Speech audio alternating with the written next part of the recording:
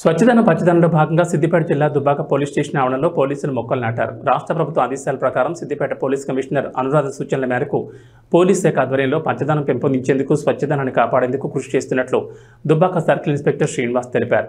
శుక్రవారం నుంచి ప్రారంభమైన మొక్కలు నాటే కార్యక్రమాన్ని ముందుగా దుబ్బాక పోలీస్ స్టేషన్ ఆవరణ, సర్కిల్ ఇన్స్పెక్టర్ కార్యాలయం ఆవరణలో Dubbaka SI Gangaraju police station సిబ్బందితో కలిసి వివిధ రకాల మొక్కలు నాటినట్లు సిఐ శ్రీనివాస్ వెల్లడించారు.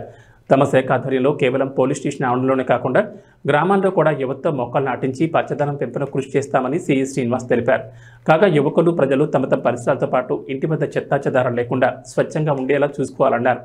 అదేవిధంగా ప్రశాంతమైన వాతావరణం, స్వచ్ఛమైన గాలి పీల్చే విధంగా పర్యావరణాన్ని పరిరక్షించుకోవడం అందరి బాధ్యతగా గుర్తించాలన్నారు.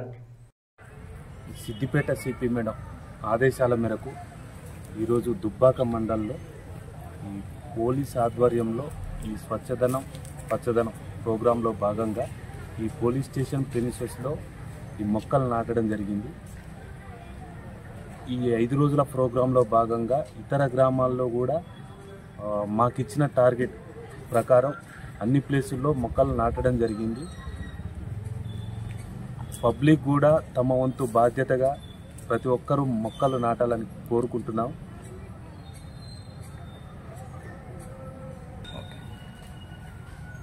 పబ్లిక్ కూడా పెద్ద మొత్తంలో ఈ స్వచ్ఛదనం పచ్చదనం ప్రోగ్రాంలో పార్టిసిపేట్ చేస్తూ ఈ పర్యావరణ పరిరక్షణకు తోడ్పడాలని అందరినీ కోరుకుంటున్నాం. Thank you.